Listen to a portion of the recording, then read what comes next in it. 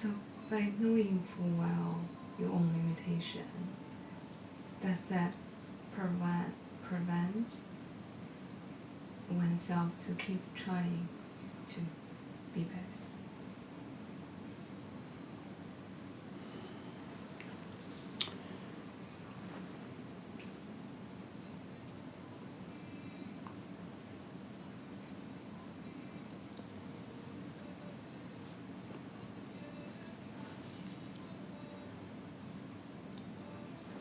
There was a guy named Houston Smith. He passed, but his book, I think, The World's Religions, it made him very popular and made him very rich. He had an interview with Krishnamurti many, many years ago, and Krishnamurti did not like him at all. And you could see Krishnamurti's disdain for Houston Smith, and because he was somewhat dense. At the age of 90, I think by this time he had written 4 or 5 or 6 books. He was being interviewed and he said, I think I have one more book left in me.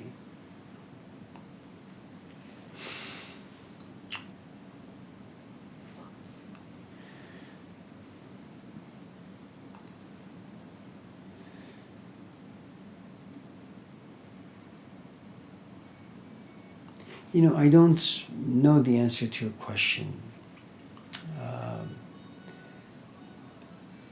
I tend to think that there comes a point where you realize that you have reached the limits, you know, of knowing how to do your craft well. And then you just enjoy that. You know, because when you want to get better at something, a couple of things happen. First, there is something inside you that says, Gening, you can do more. I mean, you're very ambitious, you know. And you try, and maybe you can make some improvements, some minor adjustments, but there comes a point where you have reached, you know, the mountaintop. There is no higher, at least you can go. And then you can call it a place of retirement, resignation. It's not disengagement. It basically means that you understand what your limits are, and now you're just working within those boundaries, you know.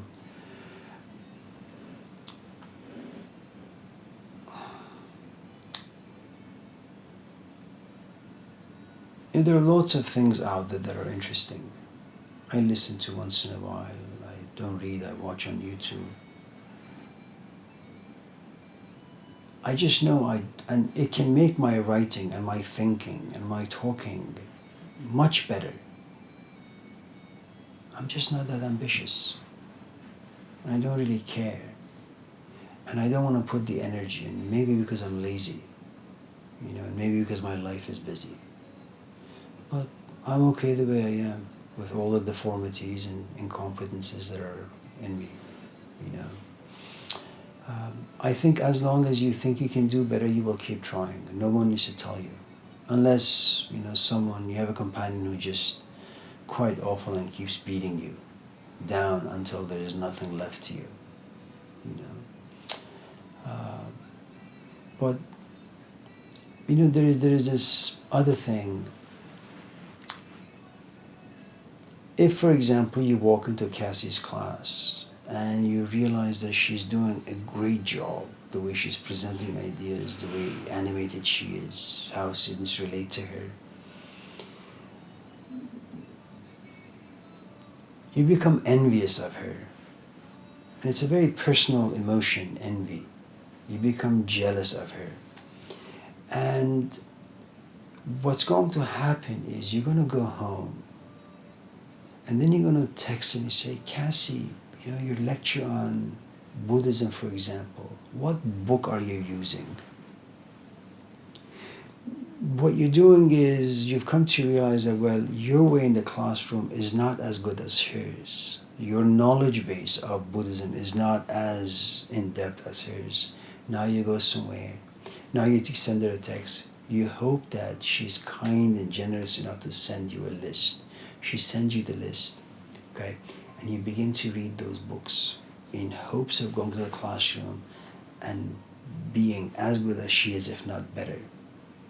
As long as you have that envy, resentment, the spirit of competition inside you, you will try, okay?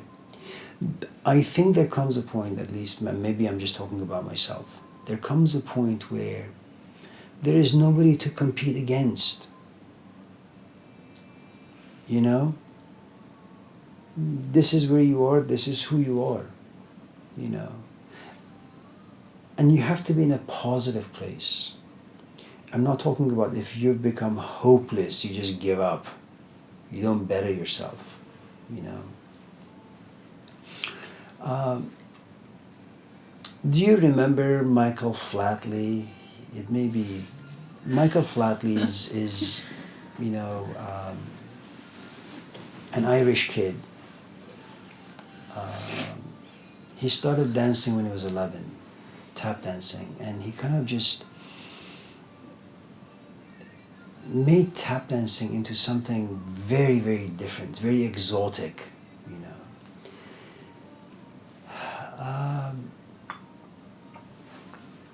You should listen to some of his interviews, just the way he is. You know, he has this aura of invisibility. I mean, this is a man who was in the foreground of television and media for a number of years. He gave birth to this new dancing movements, never done before. There came a point where he said, well, because of my body, because of my age, because of all the assaults imposed upon my body, I can no longer do what I used to do. I can no longer make any improvements because my body can't take it. So he decided to kind of get some young dancers and show them the moves. Okay? So you have your dreams, but now you project your dreams outward. You can't do them. Let the person that you have chosen as the lead dancer do them. You know? And you must feel profoundly secure within yourself to allow somebody else to carry on. And to be secure with the fact that you have kind of reached your max. You know? You know, sometimes when I'm pumping gas in the car, there is like this 18-wheeler next to me. And there is me, you know. And we both get to the station at the same time. We both put the pump in the gas tank at the same time, the nozzle. Mine is done in like 5 minutes. You know, his, I go to Zachary's, eat pizza, go to Market Hall, get my eclair, drive back home in traffic. The nozzle is still in his tank. I'm not envious. I don't have an 18-wheeler. Some people have the capacity of the 18-wheeler. You know? I'm not a musician. I'm not Mozart. I'm not Shajarian. So I don't expect ridiculous things from myself. You know? But to get to this place, you know, you try a few things. Then you realize, you understand the places where you're weak, the places where you have some strength. You know, you try to make improvements to both areas, and there comes a point you say, okay, I did my best. It's time to kind of just, you know, to kind of just work with what I have. You know, I think when you're young, the story is very different. When you're young and new to a profession, for example, let's say teaching. Well, just because you walk in the classroom, you know, and you just have a bad semester, one semester for someone who is a novice, who is new, is not enough time to come to a relatively decent conclusion about yourself and your capacities and capabilities as an instructor. Okay? If on the other hand, you've been teaching a classroom for like 10 years and you've had 9 awful years, or mediocre years, and you've had, a few days where the sun has come out and the clouds have been removed, okay? Accept yourself as a mediocre instructor. Nothing wrong with that, you know. But when you're young, you can't see that. You kind of still need to be tested by life, and you need to kind of, make some effort to make yourself better. At least try to. When you're young, you're always just ambitious, When you get a little older, the only ambition that lives inside you is, I want to get a nice coffin from Costco. I want it to be tan with Bluetooth. Bluetooth? Yeah, a fridge on the side. When I'm buried, I can just have a little bit of fun.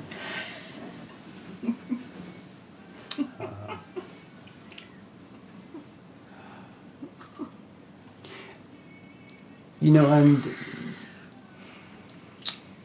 when you're young, your identity has not yet been shaped. It's not yet concrete. You're just floating around to figure out which thing you need to hang on to that's going to make you you. It's like dating, really. Okay?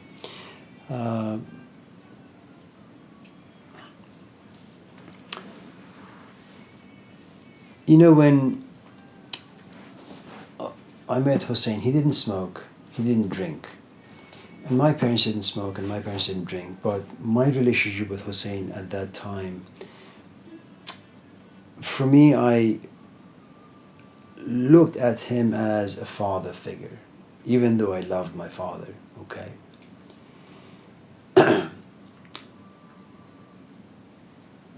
One day he told me, Amir, don't ever smoke, don't ever drink. I said, well, Hussein, I don't do that. I said, I know that, but just in case in the future something happens, don't take up smoking or drinking.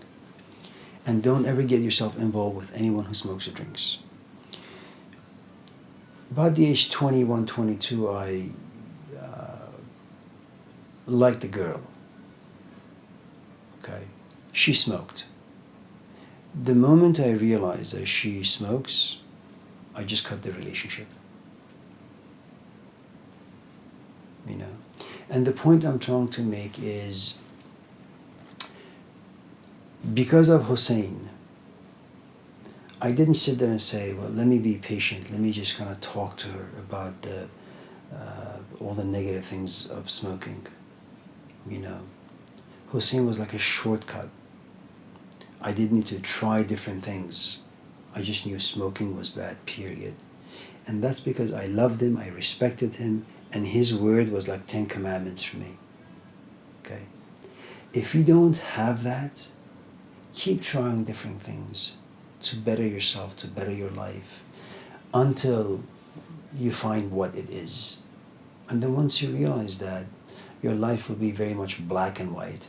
You'll know things you like, you can be patient for, okay? You know things you don't like, but you have to do, okay? And you're not going to mix them up.